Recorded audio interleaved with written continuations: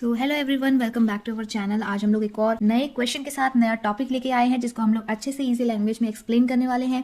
तो वो वीडियो के लास्ट तक बने रहना, आपको बिल्कुल भी रिग्रेट नहीं होने वाला इस वीडियो को देखकर। इनफैक्ट बहुत कुछ आप सीखने वाले हैं। So let's start with our topic. हम लोग एक क्वेश्चन से स्टार्ट करेंगे। तो क्वेश्चन पूछ रहा है, the following are the indication of electroconvulsive therapy accept.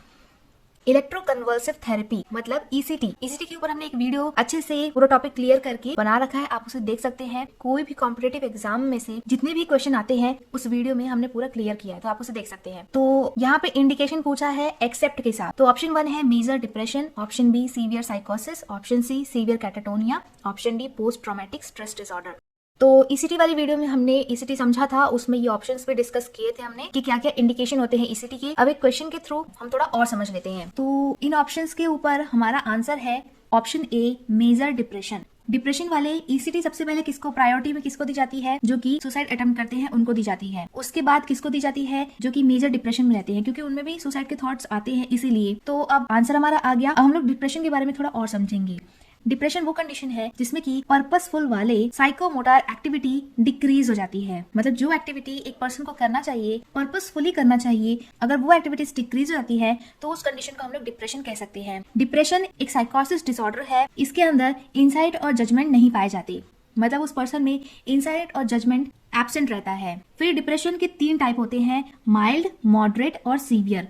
Mild में क्या होता है? डिल्यूजन ऑफ गेट, या फिर जिसको कहे सेल्फ एक्यूजेशन होता है। मतलब कि जो फर्स्ट स्टेज होती है, माइल्ड स्टेज होती है, उसमें क्या होता है कि डिल्यूजन ऑफ गेट। डिल्यूजन क्या होता है? False fix belief, unshakeable thinking. इसमें क्या होता है कि सेल्फ एक्यूजेशन, मतलब वो जो पर्सन है वो खुद ही को दोषी ठहराता रहता है कि जो भी हुआ उसी के कारण हुआ, दुनिया में कोई भी चीज हो रही है उसी के कारण हो रही है। हर चीज में अपने आप को कसूरवार समझने वाले को डिल्यूजन ऑफ गिल्ट कहते हैं या फिर सेल्फ एक्यूजेशन कहते हैं। फिर नेक्स्ट स्टेप आती है मॉडरेट। मॉडरेट में क्या होता है? डिल्यूजन ऑफ होपलेसनेस, हेल्पलेस और वर्थलेस। मतलब फिर अपने आप को दोषी ठहराने के बाद क्या होता है? मॉडरेट स्टेज में क्या होता है कि वो पर्सन अपने आप को होपलेस समझता है कि अब कोई उम्मीद नहीं बची, हेल्पलेस समझता है कि अब वो एकदम अकेला हो गया, वर्थलेस समझता है अब उसका कोई वजूद ही नहीं, ये सब समझता है।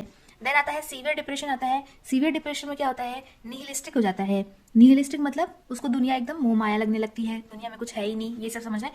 ये सब होता है सीवियर डिप्रेशन में। तो ये था डिप्रेशन के बारे में। अब हम लोग थोड़ा यहाँ पर डिल्यूजन आया है, तो अब हम लोग डिल्यूजन के टाइप्स भी अच्छे से समझ लेंगे। एकदम शॉर्ट वीडियो में पूरा आपको याद हो जाएगा। तो डिल्यूजन क्या होता है? False fix belief. इसके अंदर बहुत सारे इसके टाइप है। इसके अंदर टोटल 11 टाइप है। पहला है delusion of persecution, delusion of grandiosity, delusion of reference, delusion of control, delusion of guilt, delusion of self accusation, delusion of helplessness, delusion of hopelessness, delusion of worthlessness, delusion of nihilism, delusion of infidelity, जिसको हम लोग और क्या कहते हैं? Othello syndrome भी कहते हैं, डेल्यूजन ऑफ इरेक्टोमेनिया, जिसको कि एरोटिक डिल्यूजन कहते हैं, और एक और टाइप होता है सोमैटिक डिल्यूजन। अब हम लोग 1 बाय 1 करके समझेंगे एकदम जल्दी से और हमेशा के लिए याद हो जाने वाले तरीके से। तो पहला है delusion of persecution. Delusion of persecution, इसमें इंसान को हमेशा शक रहता है कि कोई उसे मारना चाहता है। कोई उसे खाना देने आएगा तो उसे लगेगा उसमें जहर है, वो उसे मारना चाहता है। अगर वो किसी बिल्डिंग में घुस रहा है, वहां का वॉचमैन खड़ा हो गया तो उसे लगेगा कि अभी चाकू निकाल के मुझे मारने आया है। कोई इसे समझाने भी आएगा तो ये उसे उल्टा कहेगा कि नहीं, तुम भी उससे मिले हो, तुम भी मुझे मारोगे, ऐसा कहेगा। तो इसमें हमेशा शक बना रहता है उसे मारने के लिए, डेल्यूजन ऑफ परसिक्यूशन में।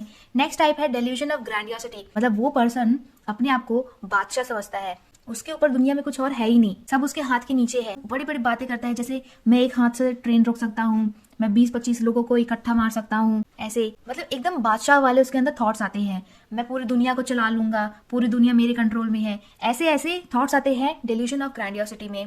थर्ड है डेल्यूजन ऑफ रेफरेंस। रेफरेंस मतलब इसमें क्या होगा कि इसको लगेगा कि कोई 2 लोग बातें कर रहे हैं तो वो मेरी बारे में बातें कर रहे हैं। टीवी में भी 2 लोग बातें कर रहे होंगे तो उसे लगेगा उसी के बारे में बातें कर रहे हैं। सामने कोई और बातें कर रहा है जिसको वो जानता भी नहीं है, अगर वो लोग बातें कर रहे हैं तो उसे फिर भी लगेगा कि ये उसी के बारे में बातें कर रहे हैं। मतलब इसको हर जगह उससे शक ही होगा कि उसी की बुराई हर जगह हो रही है। फिर है फोर्थ वन है delusion of control. Delusion of control मतलब कि उसे लगता है कि उसके ऊपर किसी और चीज का कंट्रोल है, कोई उसे कंट्रोल कर रहा है, वो अपने से काम नहीं कर पा रहा है, उससे कोई करवा रहा है, ऐसा उसको लगेगा। तो ये है डेल्यूजन ऑफ कंट्रोल।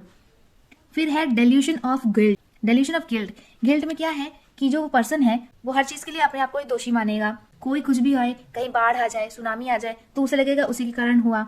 अगर वो जम्मू कश्मीर में है और राजस्थान में उसके पेरेंट्स बीमार पड़ गए तो उसे लगेगा कि उसी के कारण बीमार पड़े हैं, वो अगर वहां होता तो ऐसा नहीं होता, उसको वहां आना ही नहीं चाहिए, ऐसा उसे लगेगा। हर चीज के लिए अपने आप को ही दोषी देगा। फिर है डेल्यूजन ऑफ एक्यूजेशन। एक्यूजेशन में भी यही है, वो अपने आप को दोषी समझेगा, हमेशा सोचेगा उसी की गलती है हर चीज में। फिर है डेल्यूजन ऑफ होपलेसनेस, हेल्पलेसनेस और वर्थलेसनेस। ये तीनों एक ही हम लोग इकट्ठा रख सकते हैं। होपलेस मतलब कि उसे आगे कोई उम्मीद ही नहीं होगी, उसे समझ में ही नहीं आएगा आगे वो क्या करे, कोई होप नहीं बचा होगा, कोई उम्मीद नहीं रहेगी उसको। फिर है डिल्यूजन ऑफ हेल्पलेसनेस, मतलब उसे हमेशा अकेला लगेगा, उसके साथ कोई है ही नहीं, उसका साथ कोई देगा ही नहीं, ऐसा लगेगा। फिर है डिल्यूजन ऑफ वर्थलेसनेस, मतलब उसे लगेगा कि उसका कोई वजूद ही नहीं है, अब वो किसी काम का ही नहीं रहा, उसकी कोई अब जगह ही नहीं है। तो ये जो तीन है, होपलेसनेस, हेल्पलेसनेस, वर्थलेसनेस, इसके कारण क्या होता है कि सुसाइड अटेम्प्ट वाले कंडीशन बहुत ज्यादा देखी जाती है। ये सीवियर डिप्रेशन में इंसान को पहुंचा देता है और उसके बाद वो पेशेंट सुसाइड अटेम्प्ट्स भी करने लगता है। उसे लगता है किसी से कोई उसको उम्मीद, आशा, होप नहीं है, एकदम अकेला है, उसका कोई वजूद नहीं है। इन सब कंडीशन में लास्ट में पेशेंट क्या करता है, सुसाइड अटेम्प्ट करने की कोशिश करता है।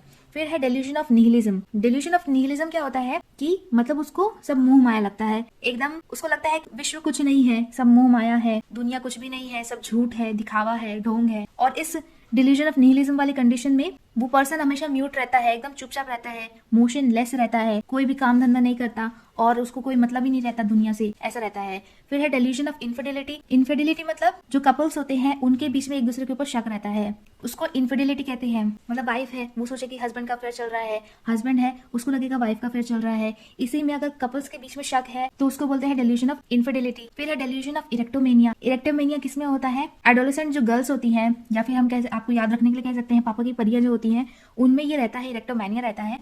उनको लगता है कि उनका जो दूल्हा होगा अमीर होगा, अंबानी होगा, बहुत सुंदर होगा, घोड़े में लेके आएगा, हेलीकॉप्टर में लेके जाएगा, एकदम अच्छे से रखेगा। तो ये सब होता है उन लड़कियों में, एडोलेसेंट जो गर्ल्स होती हैं उनमें होता है। इसको कहते हैं डेल्यूजन ऑफ इरेक्टोमेनिया, क्योंकि डेल्यूजन क्या है, फॉल्स फिक्स बिलीव है।